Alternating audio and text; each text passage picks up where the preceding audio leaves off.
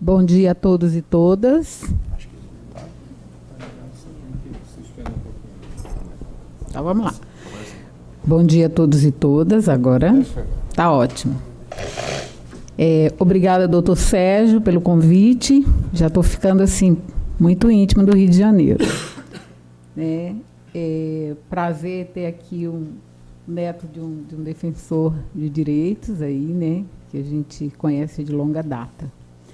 Falar dessa participação social, falar desse envolvimento na pauta da criança e do adolescente é um momento também da gente se questionar, porque na década de 90, né, a sociedade civil ela se organiza para trabalhar, para fomentar na construção de uma política pública. E aí nós sabemos quantas políticas hiper, mega, super importantes e interessantes foram consolidadas com isso, inclusive questão de conselhos, questão do conselho tutelar, né? E aí, uma pergunta que eu sempre me faço, quem participa? Né? Quem que participa? Quem que tem é delegado a essa participação? E quais são essas desigualdades que subsistem ainda, mesmo tendo essa participação? Né? Em conversa agora com o vereador Leonel, eu estava falando que criança não vota. Então, quando criança não vota, o interesse do parlamentar é muito pequenininho. Me perdoe. O interesse é muito pequenininho. Você vê frente de tudo. Você vê, a gente está lá no Congresso Nacional batalhando por uma frente parlamentar fixa, né, permanente, da questão da criança e adolescente. Você vê movimentos por todos os lados, mas da criança e do adolescente tem muita gente falando, mas é como se a gente fosse a voz que clama no deserto. É a voz que clama no deserto. Quantas e quantas vezes você vê um caso Juan? A mídia falou quanto dele? Um dia, 2? Acabou. Ninguém fala mais daquele menino que foi castrado, esquartejado, né? Ninguém fala mais. A gente não pode mais se calar diante disso. Vamos ter que tirar a prioridade absoluta do papel e colocar ela em prática.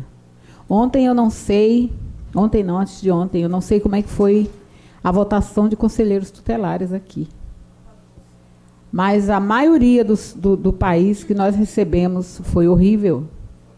Não foi uma participação cidadã. Parecia muito mais uma disputa eleitoreira. Religiosa. Com relação a ser religiosa, qualquer pessoa de qualquer credo ela pode participar.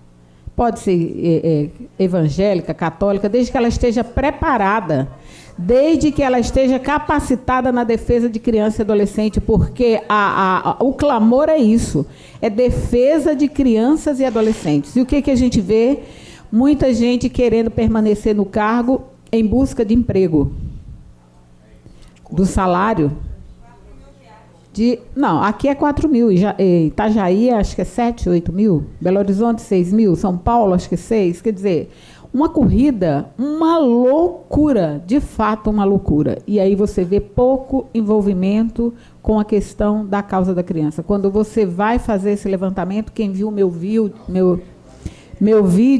que era vote em conselheiros comprometidos com a causa da criança e adolescente. Porque não basta eu chegar aqui e falar bonito para vocês, não é uma fala institucional. O doutor Sérgio fala que eu tenho uma fala crítica, mas não é uma fala de vivência de 40 anos.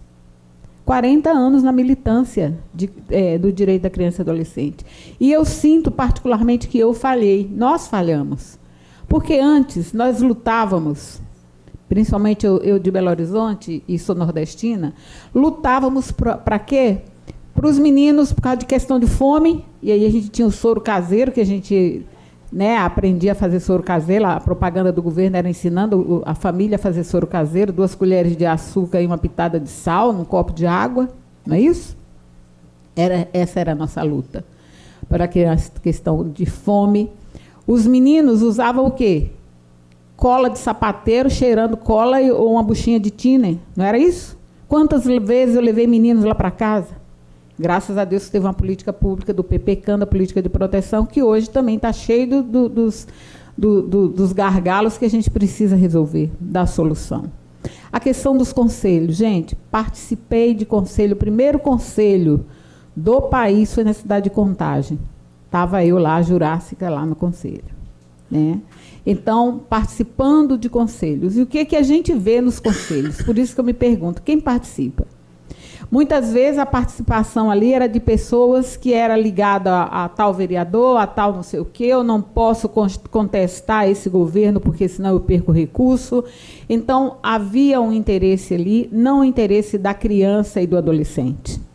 Né? A ponto, uma vez, eu tive uma discussão, porque eu era governo, me levantei e falei, chega da gente brincar de conselho, porque a instituição que está recebendo não sei quantos mil da Petrobras, está cheia de taque, toque, tuque. E a gente brincando de conselho aqui e liberando essa verba para isso. E aí acabei que eu fui afastada, mas não tem problema, eu tenho minha dignidade, eu tenho causa, e a gente precisa lutar pela causa da criança e adolescente. Participei também do SEDCA de Minas Gerais por muito tempo, numa gestão progressista. No entanto, os conselhos não se reuniam, não tinha café, não tinha água, o povo ficava brigando, levava 3, 4 plenárias para decidir uma aprovação de alguma coisa. Isso é participação social? Isso é pensar no direito de criança e adolescente? Não, nós estamos andando em círculo. Nós não estamos protegendo crianças e adolescentes. Por isso que se fez necessário, agora em Brasília, fazer um reordenamento do CONANDA. Quem vai eleger são os próprios sociedade civil, mas não da forma que estava sendo feita, por uma rede que só entrava eles, mais ninguém. E a gente precisa de oxigenar esse CONANDA, de modo que todas as regiões do Brasil sejam contempladas, porque quando você vai na região norte, é uma realidade, quando você vai no Sudeste é uma, quando você vai no Nordeste é outra.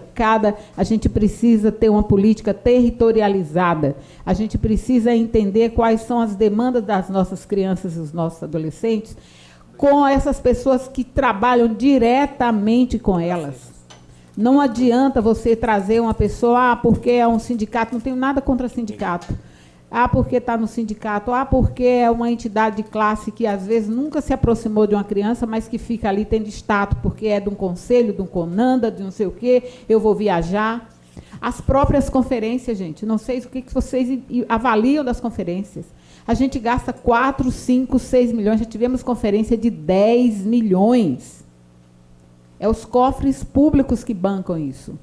As deliberações ficam engavetadas. Cadê a participação social? Cadê o povo cobrando o gestor público para desengavetar esse negócio? Há um silêncio sepulcral. E é isso aí que eu vejo. É isso aí. A gente precisa repensar também essas conferências. Por quê? Na hora que chega, está todo mundo bacana. Tem a mesa política com o governador, o presidente, não sei o que, está lotado. Na hora de votar as propostas, cara, tem 2, 3, o ônibus já está chegando, a pessoa não está sabendo mais em quem vota, e levanta não sei o quê, e vai embora. E nada acontece no país de Abrantes. Precisamos rever a nossa participação. A questão dos fundos. Cada um, né? Doutor Sérgio aqui, que fica lá falando com a gente precisa rever várias resoluções, inclusive a 137, várias resoluções. Né, questão da 181, várias resoluções do CONANDA, precisamos rever para dar celeridade à política pública da criança e adolescente. Porque se a gente nos apropriarmos só do FIA, gente, se a gente batalhar que cada um de nós, que a nossa participação não seja só uma participação clientelista de pôr o pé na porta do governo, mas uma participação cidadã, de articulação, de mediação para que esses fundos realmente funcionem, para que esses projetos... Outra questão que a gente está repensando no Conanda. Não dá para você fazer projeto de 1 ano, até que você contrate, até que o dinheiro caia na conta, até que não sei o quê. Pronto, o projeto acabou, o gestor entrega o recurso no final do negócio, é uma loucura. E aí, quantos meninos que você capacitou? 20, 30 meninos, no universo de quase quantos milhões de crianças e adolescentes nós temos? É nada. Então, a gente precisa de projetos sustentáveis.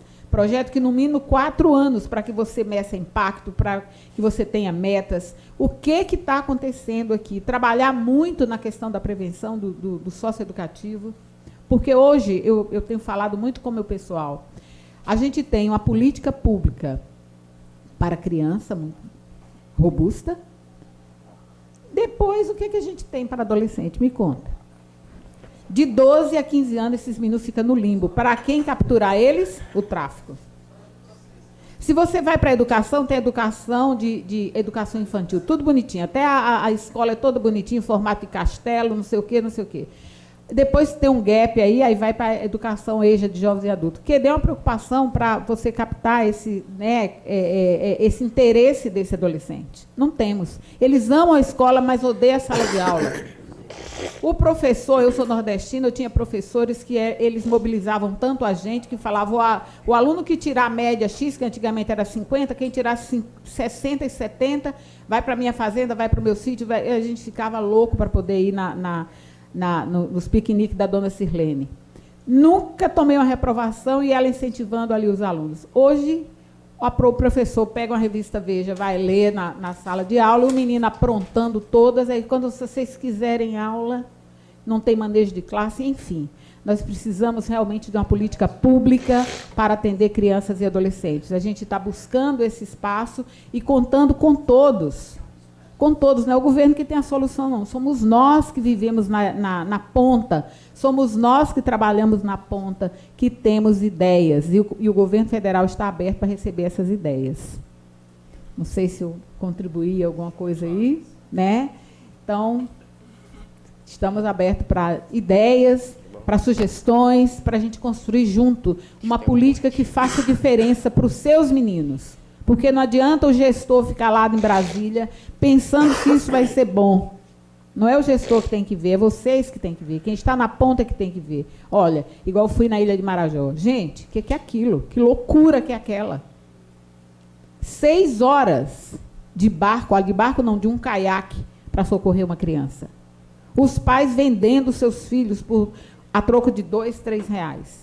A mãe com um cartaz, socorro, me socorra, porque eu me prostituo para poder alimentar meus filhos e nem sempre eu tenho condições de alimentar meus filhos. Isso, Bolsa Família é importante. E aí, uma política de transferência de renda, mas não é suficiente. R$160 não é suficiente para isso. Você tem que trabalhar empreendedorismo, você tem que trabalhar a indústria 4.0, você tem que trabalhar uma possibilidade ali, porque aquilo é um paraíso na Terra. Por que no Havaí o pessoal vai ali, recebe aqueles colares e tem aqueles luau? Por que a gente, e hoje a ministra Damares tem feito essa articulação com o Ministério da Economia, Ministério do Turismo, para potencializar aquilo, porque não basta só campanha, proteja-se. Hoje a gente está vendo, não sei se vocês têm acompanhado, estupros de bebês. Como que você vai proteger? Eu estava conversando com ele, a gente tem que estar trabalhando uma política de estar juntando toda a galera, trabalhar na prevenção. Muito, muito, muito. Seja com a família, onde que essa família está? Porque hoje é tudo a escola. Maria da Penha vai à escola, a OAB vai à escola. Gente, vamos para outros lugares, não só a escola, tem outros espaços que a gente pode estar utilizando. Então, contamos com vocês, estamos juntos. Deus abençoe a todos.